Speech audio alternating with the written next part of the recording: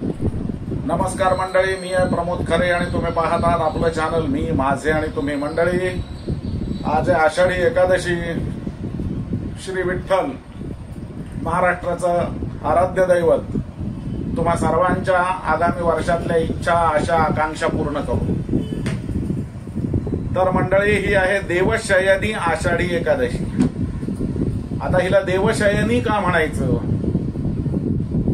तर आज श्री विष्णू हे शेषावरती 4 महिन्यांच्या वर्षाकालीन निद्रेसाठी जातात. आता यामागची कल्पना अशी आहे की पूर्वी म्हणजे फार म्हणजे काही हजारो वर्षांपूर्वी हा जो भरतखंड होता, हे सगळे खंड हे उत्तर ध्रुवाजवळ एकत्र होते आणि त्यामुळे तिथे दक्षिणायनामध्ये 6 महिन्यांची रात्र आणि उत्तरायणामध्ये 6 महिन्यांचा दिवस असायचा. आणि म्हणून नेमकं या ज्या दक्षिणायन आहे, ह्या दक्षिणायनाला पितरांचा दिवस असं म्हटलेलं आहे. विष्णू भगवान या दक्षिणायनामध्ये झोपतात आणि कार्तिकी एकादशीला, ज्याला प्रबोधिनी एकादशी म्हणतात, त्याला ते जागृत होतात. पुढे भूखंड अपवहनांचा सिद्धांत तुम्हाला माहिती असेल की पृथ्वीच्या आतमध्ये असलेल्या प्लेट्समुळे भूखंड एकमेकापासून दूर दूर दूर दूर गेले. अजूनही ते दूर जातच आहेत. ज्या वेळेला ते एकमेकावर आपटतात त्यावेळेला मोठमोठ्याला भूकंप होतात. तर त्यानुसार आत्ताची जी आपली भरतखंडाची जागा आहे त्या जागेवरती ते आले. तर ही जी देवशयनी एकादशी आहे, या एकादशीला देव झोपतात, त्यामुळे यानंतर लग्न कार्य वगैरे काही करायचे नाहीत आणि देव जागे झाले की मग सगळं काही करायचं. आता तुम्ही म्हणाल की व्रतवैकल्य, तर त्याच्यासाठी की या काळामध्ये अत्यंत शीत असा जो थंडीचा काळ असतो, या थंडीच्या काळासाठी ही व्रतवैकल्य सांगितलेली आहेत की जेणेकरून घरात राहून आपल्याला ही व्रत करता येतील. त्यातच हा एक आषाढी एकादशीचा उपास हे व्रत आहे.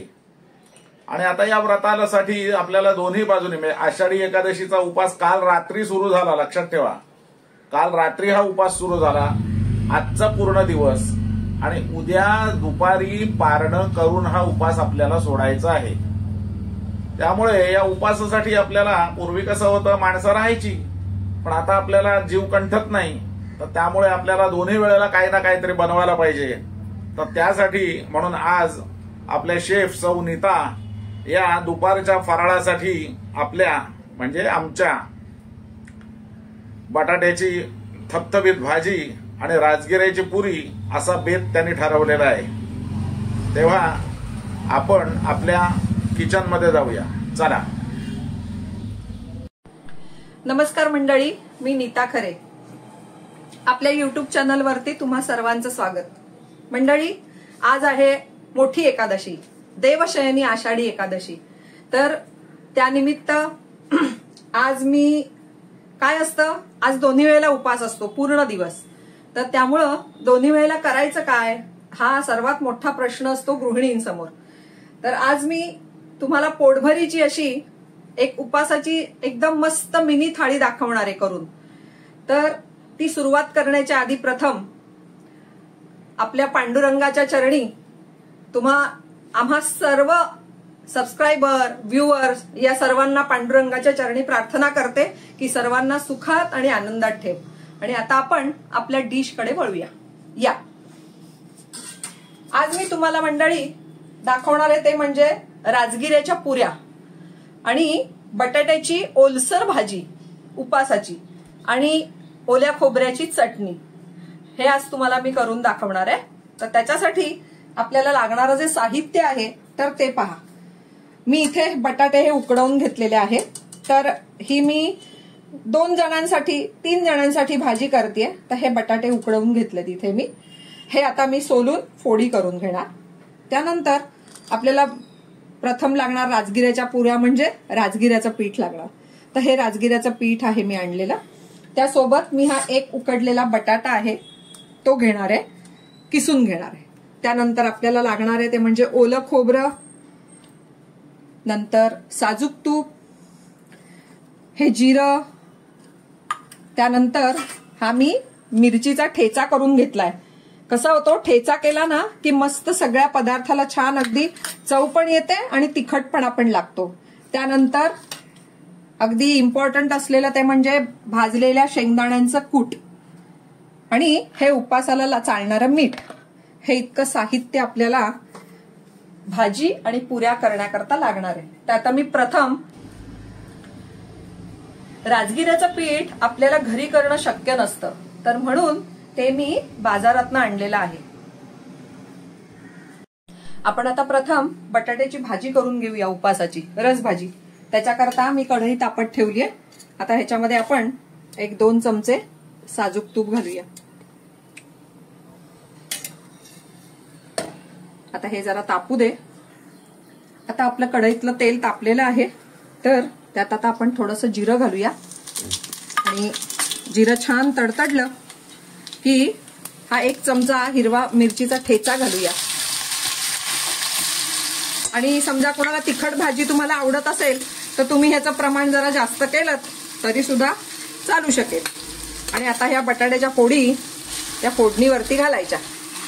मंडळी, अजून तुम्हाला एक छोटं हे विसरले ते सांगायचं, म्हणजे या भाजीमध्ये आंबटपणा आणण्यासाठी ही 2 आमसुलं घेतलीत मी.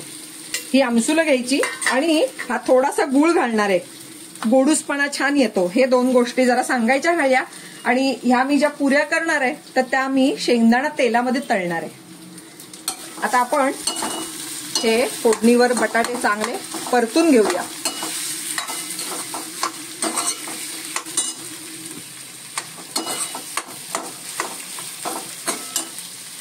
आता यामध्येच चवीपुरतं मीठ घालूया. मी घालते 1 अर्धा चमचा मीठ घालते यात. त्यानंतर 3 चमचे दाण्याचा कूट,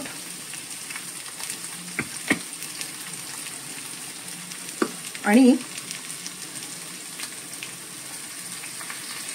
हे सुद्धा 3 चमचे ओलं खोबरं.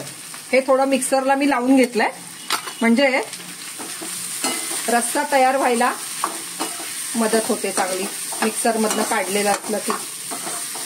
त्यानंतर तुम्हाला सांगितल्याप्रमाणे आमसूल आणि हा युलासा गुळाचा खडा हा मी आता भाजीत टाकला. आता हे छान जरा ढवळूया. आणि ह्यात मी आधण ठेवलेलं आहे करायला, तर ते गरम पाणी कंपल्सरी या भाजीला वापरायचं.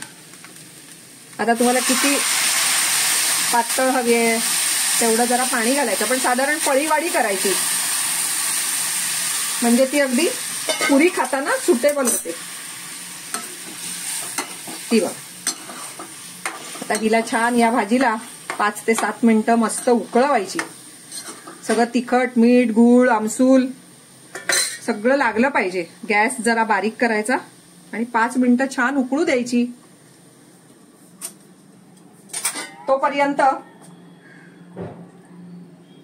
आपण मंडळी आता हे जे पुऱ्या करणार आहोत तर त्या पुऱ्यांचं पीठ आपण जरा भिजवून घेऊया. आता ही जी भाजी आहे ही आपण 7 मिनिटं उकळवली. हे बघा, आता ही अशी छान झाली. आणि समजा तुम्हाला जमलं तर जरा एखादी फोड अशी बाजूला करून या डाव्यानीच जरा कुस्करायची, म्हणजे तेवढंच जरा घट्टपणा येतो. पण ही एवढी पुरे आहे. आणि आज आपल्याला विठ्ठलाला नैवेद्य दाखवायचा आहे, त्यामुळे तिखट मीठ पाहता येणार नाही. आणि आणखीन एक गोष्ट की ज्यांना उपासाला ज्यांच्या घरी कोथिंबीर चालते त्यांनी ह्यात घातली तरी हरकत नाही, पण मी आमच्या घरी कुठल्याच उपासाच्या दिवशी कोथिंबीर वापरत नाही. आता ही आपली भाजी तयार आहे.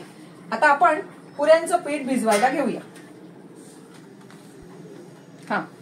राजगिऱ्याचं पुरीचं पीठ भिजवताना साधारण मी हे 2 चमचे म्हणजे प्रत्येक 1 चमचा म्हणजे 1 पुरी. आणि एखादा माणूस 5 पुऱ्या सहज खातं, 4 तर नक्कीच. त्यामुळे आता मी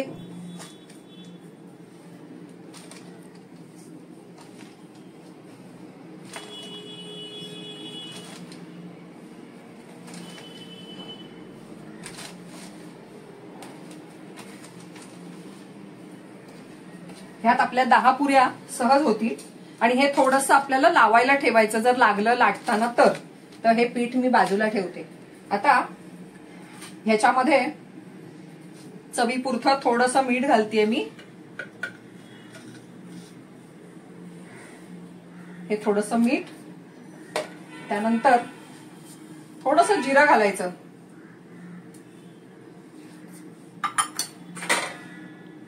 हा मिरचीचा थोडासा खरडा. म्हणजे काय आहे, पुरी तयार झाली की नुसती सपक लागत नाही, मस्त तिखट मीठ लावलेलं असलं की छान लागते. आणि आता ह्याच्यात मी मोहन म्हणून साजूक तूप घालणार आहे. तर हे 2 चमचे साजूक तूप मोहन म्हणून. हे गरम करून घ्यायचं नाही, नुसतंच घालायचं. आणि आता हे पीठ आहे हे अगदी जरा मळून घ्यायचं छानपैकी. सगळं तिखट मीठ कोरडच. आणि आता ह्याच्यामध्ये हा जो मी एक बटाटा ठेवलाय हा मी आता किसून घेते.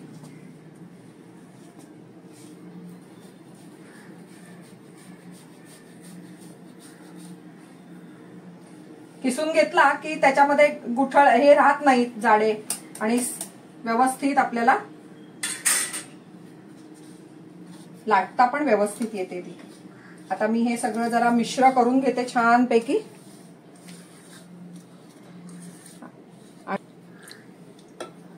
कारण बटाट्याचा पण ओलावा असतो. आपण आता थोडं थोडं पाणी घालून हे पीठ आता राजगिऱ्याचं मळून घ्यायचं. ते मी मळून घेते. एकदम पाणी घालायचं नाही.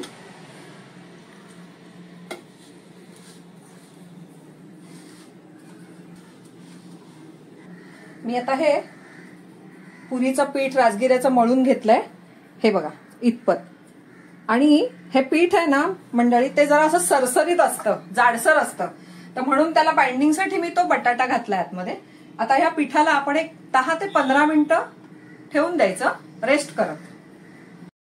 आता आपण राजगिऱ्याच्या पुऱ्या तयार करायला सुरू करू. मी हे शेंगदाणा तेल ठेवलंय कढईमध्ये तापत. तेल आता बऱ्यापैकी तापलेलं आहे. चेक करायला म्हणून छोटासा तुकडा टाकलाय. आता आपण सुरू करूया. मी असं साधारण थापूनच घेतेय.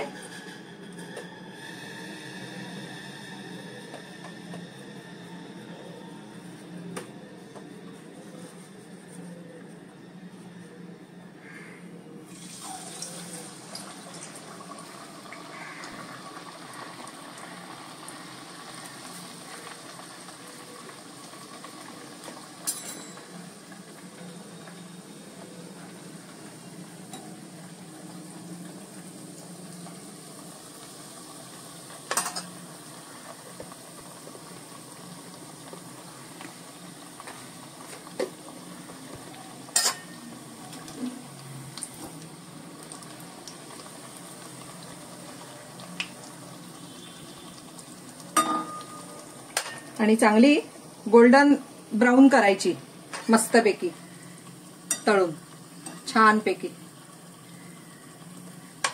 होऊ दे.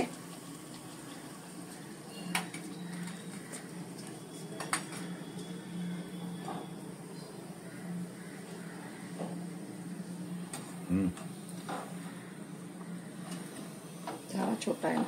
हे बघा अशी छान गोल्डन ब्राऊन आता ही तळली गेली आहे. आता ही पुरी तयार झाली. आणि आता आपण जरा 1-4 पापड हे बटाट्याचे आहेत जिरं आणि मिरची लावलेले, तर ते मी जरा तळून घेते थाळीमध्ये.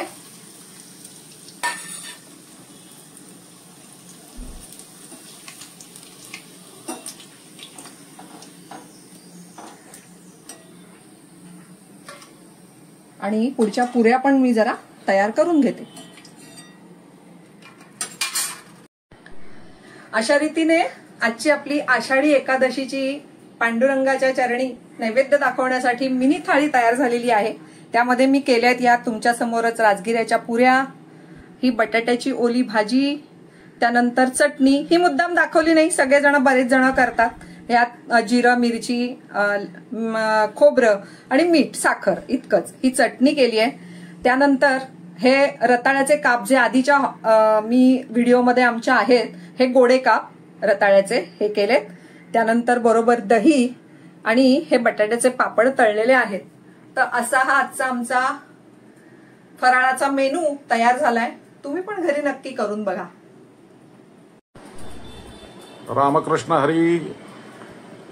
मंडळी, आता सौ नीता या पांडुरंगाला नैवेद्य दाखवणार आहेत. हा बघा, हा नैवेद्य. आणि आता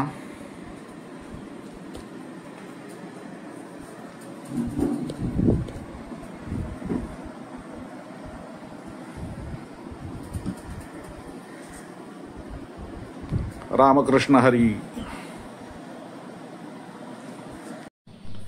तर मंडळी, ही होती राजगिऱ्याची पुरी आणि भाजी.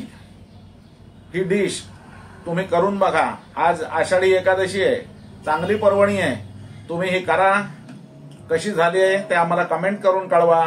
आणि हा व्हिडिओ जर तुम्हाला आवडला असेल तर लाईक करा, शेअर करा आणि आमचं चॅनल सबस्क्राईब करायला विसरू नका. धन्यवाद.